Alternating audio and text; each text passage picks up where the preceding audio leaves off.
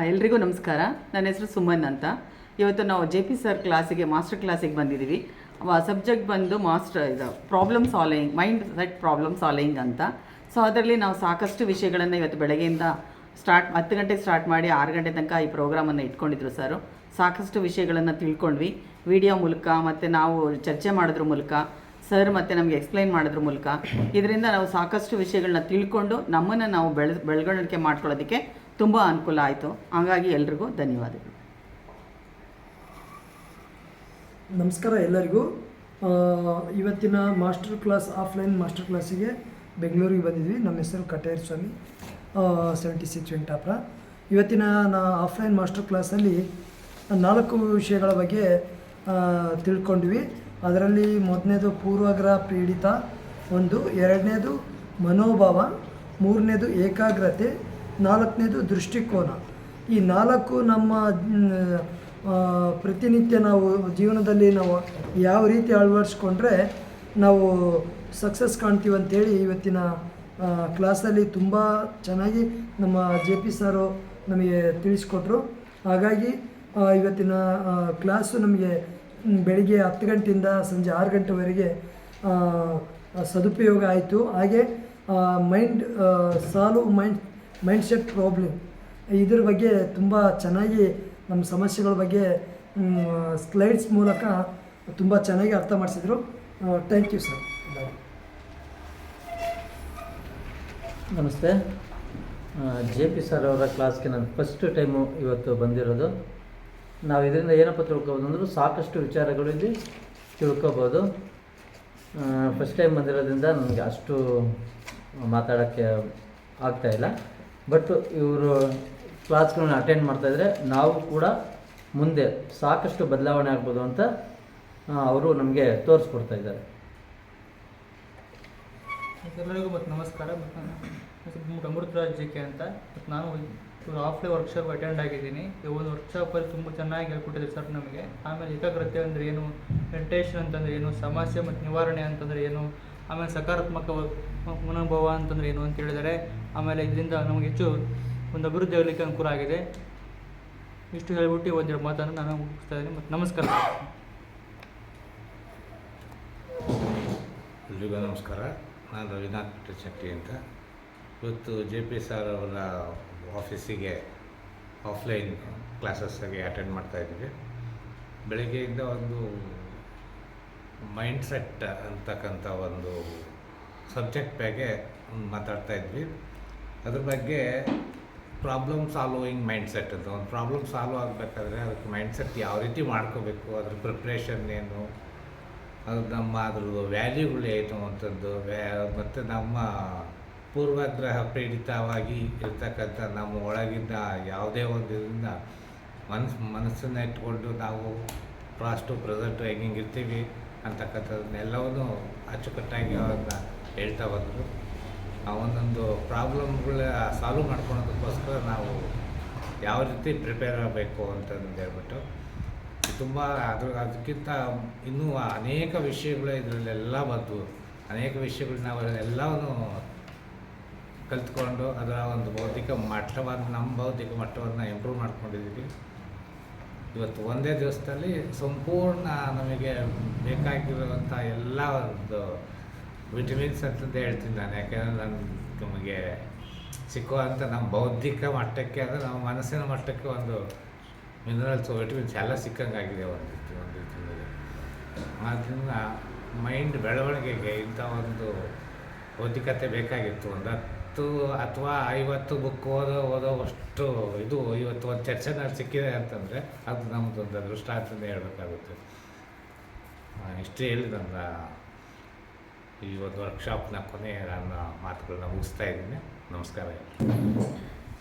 ನಾವು ಯಾವಾಗಲೂ ಈ ಒಂದು ಆನ್ಲೈನ್ ಕ್ಲಾಸಸ್ಸನ್ನು ಮಾಡ್ತಾಯಿದ್ವಿ. ಆನ್ಲೈನ್ ಕ್ಲಾಸಸ್ಗಿಂತ ಈಗ ಆಫ್ಲೈನ್ ಕ್ಲಾಸ್ನಲ್ಲಿ ಎಷ್ಟು ಮುಖಾಮುಖಿ ಕಲಿಬೋದು ಅನ್ನೋದು ಪ್ರಾಕ್ಟಿಕಲ್ಲಾಗಿ ಎಲ್ಲ ನಾವು ಈಗ ನೋಡಿದ್ವಿ. ನಾನು ಫಸ್ಟ್ ಟೈಮ್ ಮಾಡಿದ್ದು. ಬೇರೆಯವ್ರು ಯಾಕೆ ಈ ಥರ ಕಲಿಬೇಕು, ಇದ್ರ ಏನು ಲಾಭ?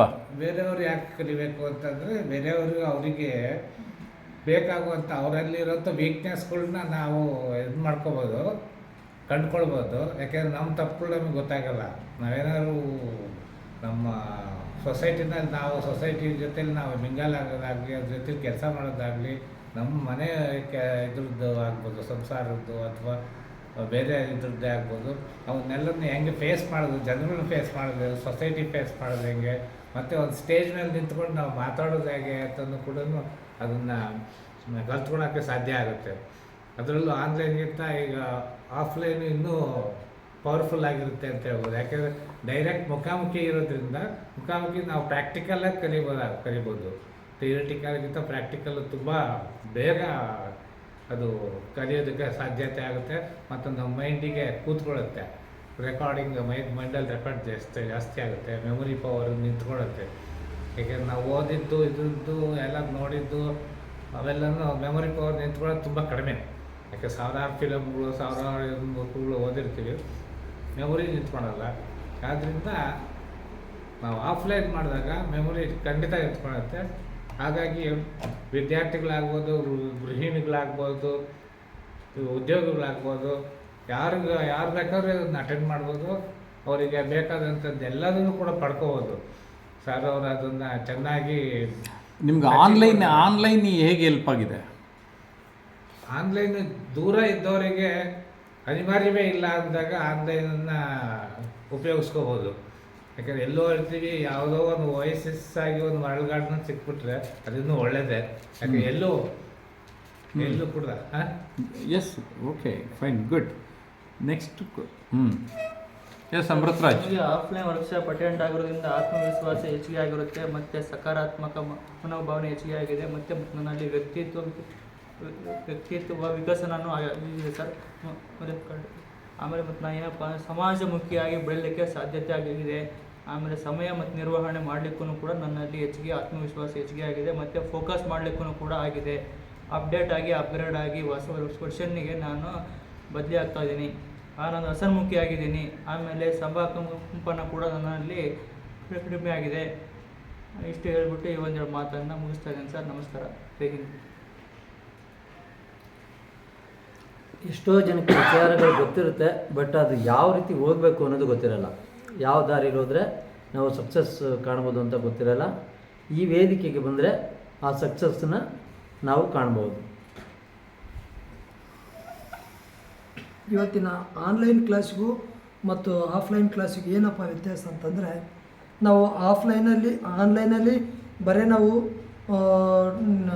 ಜೂಮ್ ಮೂಲಕ ಬಟ್ ಕೇಳಿಸ್ಕೊತೀವಿ, ಬಟ್ ಪ್ರಾಕ್ಟಿಕಲಾಗಿ ಯಾವುದು ಮಾಡಲ್ಲ. ಯಾಕಂದರೆ ಪ್ರಾಕ್ಟಿಕಲಾಗಿ ಅಂದರೆ ನಾವು ಯಾವಾಗಲೂ ನೀರಿನಲ್ಲಿ ಇಳಿದಾಗ ಮಾತ್ರ ಅದರದ್ದು ಆಳ ಎಷ್ಟಂತ ನಮಗೆ ಗೊತ್ತಾಗುತ್ತೆ.